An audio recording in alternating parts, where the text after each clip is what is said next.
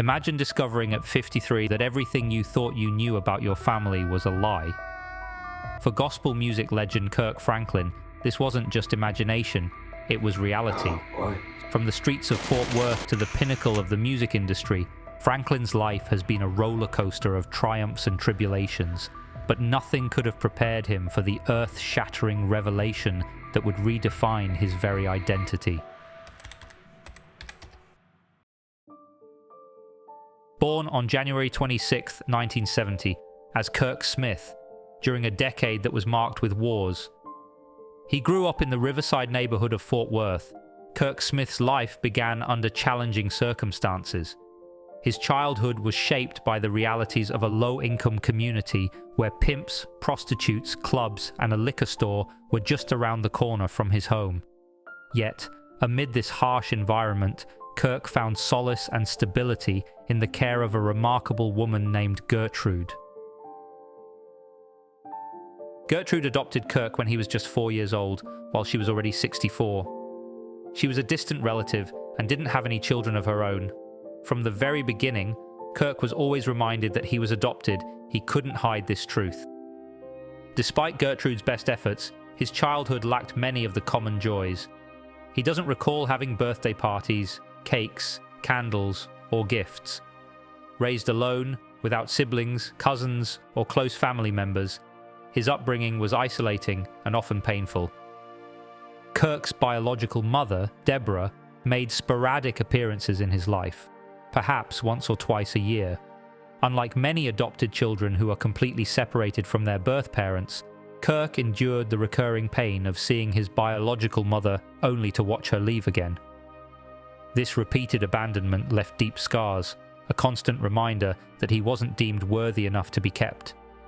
The rejection and loneliness he felt were profound and enduring.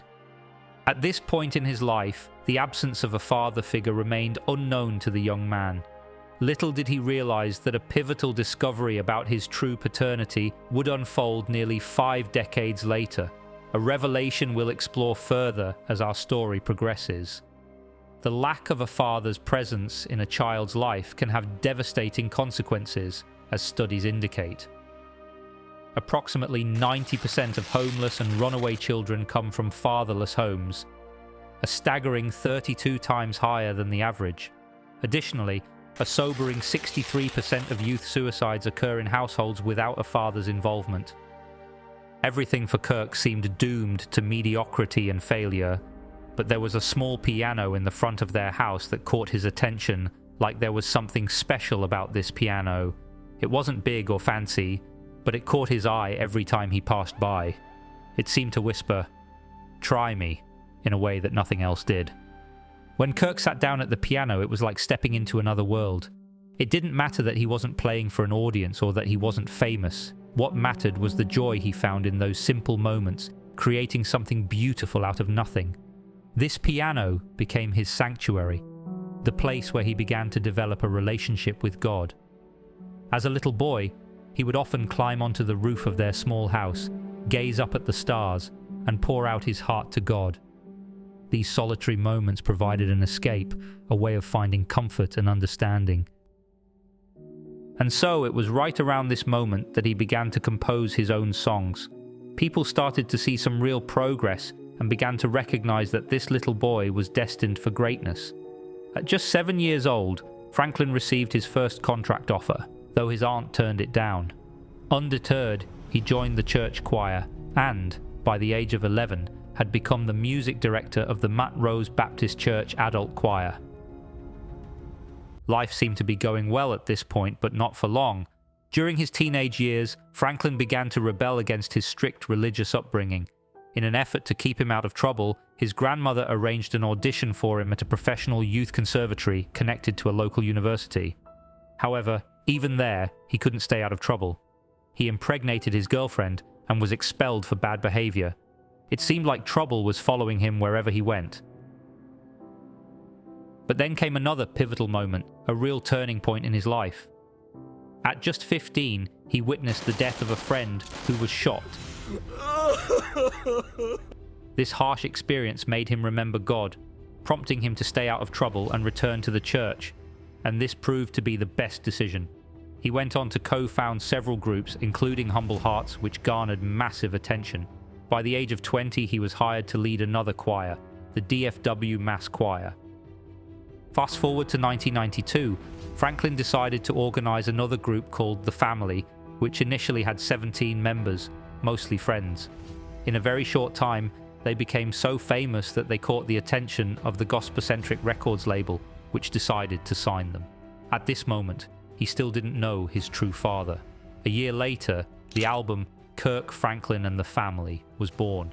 It won numerous awards and spent nearly 2 years on the gospel music charts, also making an impact on the R&B charts and eventually achieving platinum sales status.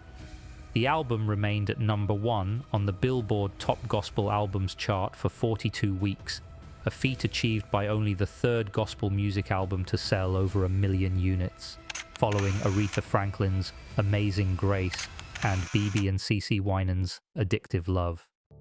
Some traditional gospel music enthusiasts and critics were initially skeptical or critical of Franklin's approach. They felt that his incorporation of contemporary music styles diluted the spiritual and sacred nature of traditional gospel music. There was resistance from parts of the gospel music community who were accustomed to the more traditional sounds and themes of gospel music. They were concerned that Franklin's approach was too secular and could lead to a loss of gospel music's traditional values. But his style attracted a younger audience, bringing new listeners to gospel music. This demographic found Franklin's music relatable and refreshing, bridging the gap between secular and sacred music. In 1995 and 1997, they continued their journey with the release of 2 more albums, along with multiple songs and collaborations, notably with the renowned group God's Property. Their collaboration yielded the project Nu Nation, which achieved a remarkable milestone by being certified 3x Platinum. And the song Joy, which was later recorded by Whitney Houston, became a best-selling album of all time. But let me mention 1996 was the year that he got married to longtime friend Tammy Collins. Some may believe that Franklin's massive success only came in the 2000s, but it was actually during the 90s that he soared to fame. It was a dream of some gospel artist to collaborate with him or sing some of his songs. Once more, it appeared that Franklin's life was on a steady ascent. However, controversy struck in 1998 when God's Property sued Franklin. Allegations surfaced that Franklin had coerced God's Property founder Linda Seawright into signing what was described as an onerous and one-sided contract with B-Right Music. This legal battle dragged on for several years.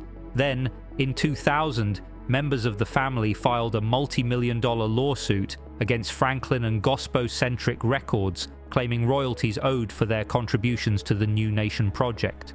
As a result, they made the difficult decision to part ways, marking the end of an era that will forever be remembered as the Golden Age. And so, Franklin found himself once again alone, grappling with the nagging feeling of not being good enough. He stood there thinking, should I organize another group? What about going solo? He went for the second option.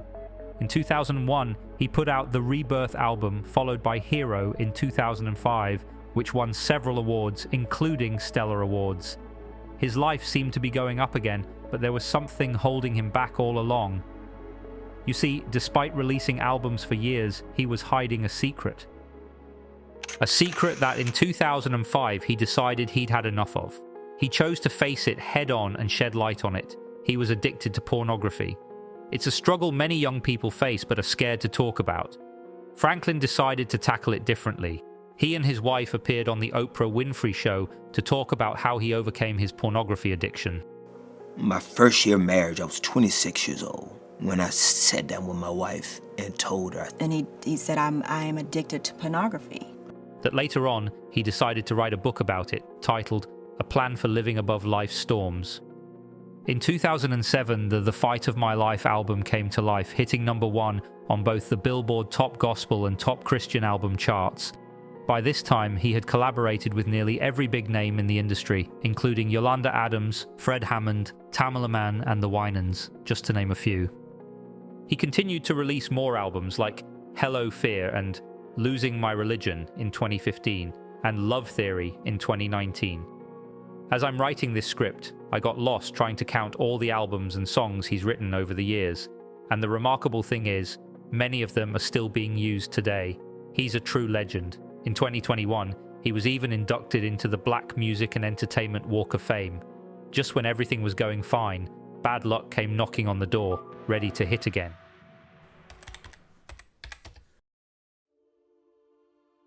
In 2021, Franklin made headlines once more when a leaked audio recording of a conversation with his older son was released.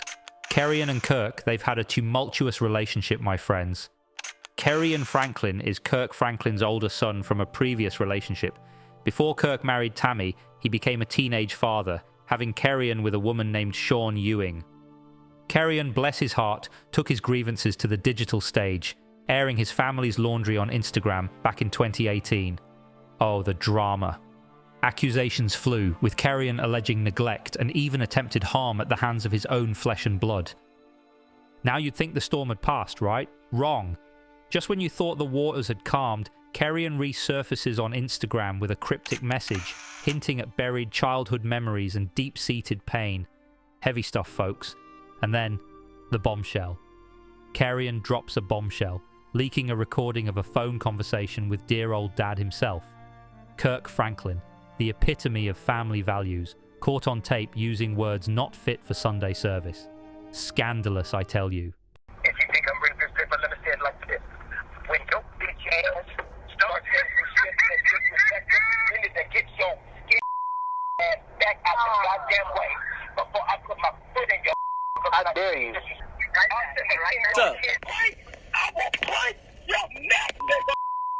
This is why I'm done. No father should speak to their children like this. If I have any issues, it's because of this type of treatment that I deal with behind closed doors. Hanging up in my face. No apology, no compassion, no effort. Stop telling me to go home to my family. I don't even know where they live. I don't think I'll ever trust my father to be alone around him ever again, said Kerrion. The public was mostly divided. Some said he shouldn't talk to his son this way. Others thought he must have really messed up. Franklin had to come publicly and apologize for all the wrongdoings, and he said, I quote, "I'm not perfect, I'm a human, and I'm going to make mistakes, and I'm trying to get it right," the singer said in closing. "Please keep me and my family in your prayers." And Kerrion ended saying, "Please do not crucify my father. I'm not here to bash him by any means.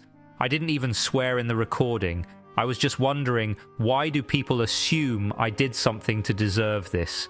I just said what he said back to me. My dad has been manipulating and bullying me for over 15 years now. My voice will be heard. I forgive him for the past pain." We will come back to this story later on, because it has a very happy ending.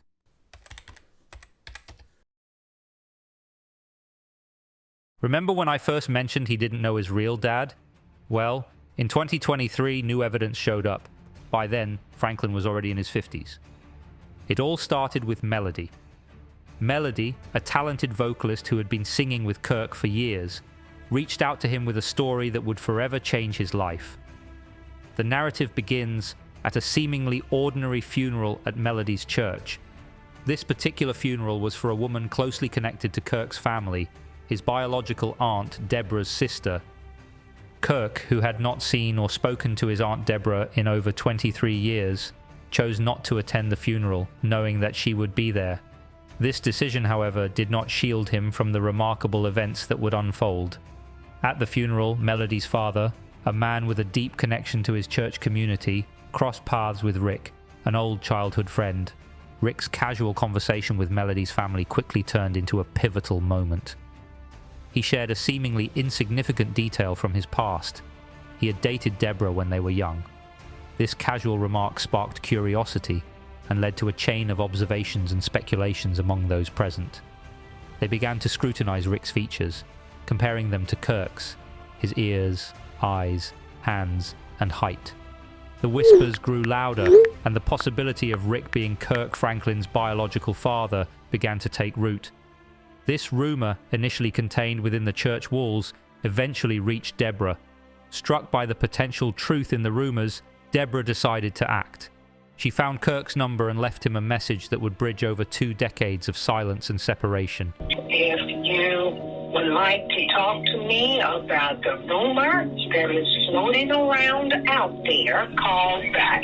Just remember, as I told you once, I will not lie to you about anything. You see, at this point, things were happening fast. Mr. Rick, having heard the rumors about his potential connection to Kirk, opted to get a DNA test. Without any certainty, he swabbed himself and handed the swabs to Melody, Kirk's good childhood friend. His message was clear. If Kirk wanted to uncover the truth, he now had the means to do so. Throughout his illustrious career, Kirk Franklin had often spoken publicly about being adopted. However, this situation felt different. The potential connection to someone he knew made it all the more significant. Kirk decided to take the DNA test, hoping to finally get answers to questions that had lingered for years. A couple of weeks later, Kirk received a call from his doctor. The conversation that followed would change his life forever. The doctor, with a sense of gravity, relayed the results. Probable paternity, 99.999%. Percent what?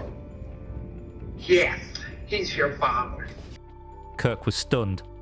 Can you imagine discovering after 50 years that the man you called father for many years was not your actual father? Kirk was devastated. Kirk's mind raced with a mix of emotions. My mama lied to me again, he thought. The man he believed to be his father, whom he had buried, was not related to him by blood. This new information was a seismic shift in his understanding of his identity. This moment was a culmination of years of searching for his true self. Kirk had always struggled with his identity, living a life marked by uncertainty and resentment towards a man who didn't deserve it. The revelation of his true paternity brought a mix of relief and sorrow. He had to process the reality of a life built on misunderstandings and lies. Kirk's world was turned upside down with the discovery that Mr. Rick, a man he had recently come to know, is his biological father. This revelation came while Kirk was in the midst of working on a new album, adding a layer of complexity to an already intense emotional landscape. Despite the chaos, Kirk chose to share his journey with his fans and colleagues, giving them a glimpse into his life behind the music. Amid the flurry of emotions, Kirk reached out to Sandra, a figure in his life who responded with mixed feelings. Her response was measured, but Kirk needed to see her and Deborah to process the overwhelming truth of his origins. His therapy sessions became a vital part of his coping mechanism, providing a safe space to unravel the trauma of his past. Kirk acknowledges that without music and the therapeutic outlet it provides, he might not have made it through this tumultuous period. In a heartfelt moment, Kirk expressed his gratitude to those around him, especially his music team, who have become like family. They stood by him, contributing to his album and supporting him through his personal crisis. I give up every trophy that I've won just to be somebody's son, he confessed, revealing the depth of his longing for a father's presence. Meeting Mr. Rick for the first time was an emotional whirlwind.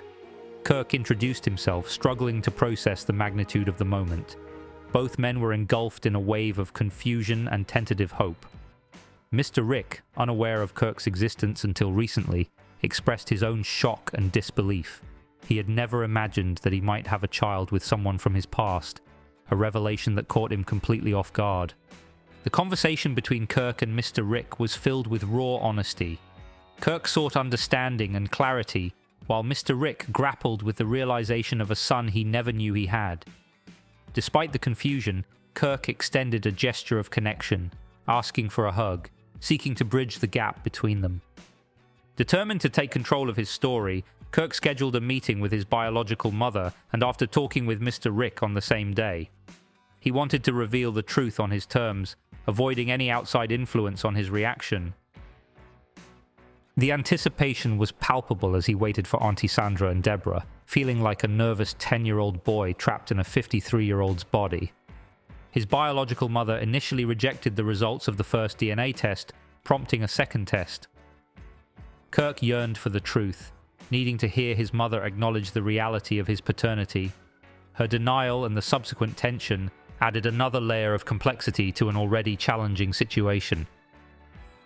It's 2:30 in the morning, and I'm getting up in a few hours to meet my biological mother and Mr. Rick for the second test, he shared, illustrating the relentless nature of his journey. Kirk's emotional plea to his mother underscored the pain of years lost without her love.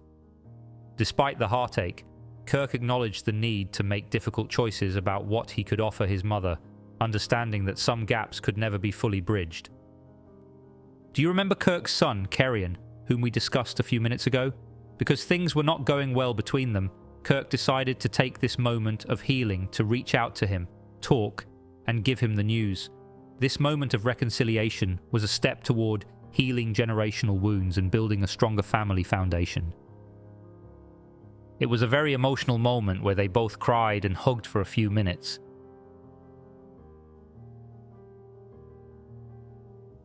The realization of his father's identity led to a pivotal moment of reflection and healing. Kirk decided to call his upcoming album Father's Day, a title that encapsulates his journey of searching for and ultimately finding the paternal love and acceptance he had always yearned for, and so the new album was born. Until the day I wrote this script, Kirk and Rick stayed in touch to navigate this new father-son dynamic. Hey. Hey man, happy Father's Day. Well, thank you. Happy Father's Day to you, son. Rick has allowed Kirk to move at a pace comfortable for him, and has also reached out to Kerrion in hopes of helping him along his journey. Kirk and Kerrion have talked more often since their last meeting, continuing on a journey of healing and restoration.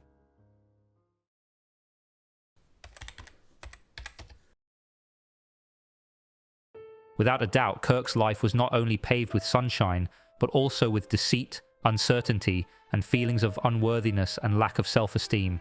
All this led to the man we all know today.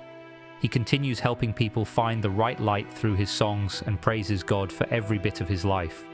Kirk Franklin's Father's Day album debuted at #1 on the Top Gospel Albums chart, marking his 14th leader, the most among all acts dating back to his first in 1993.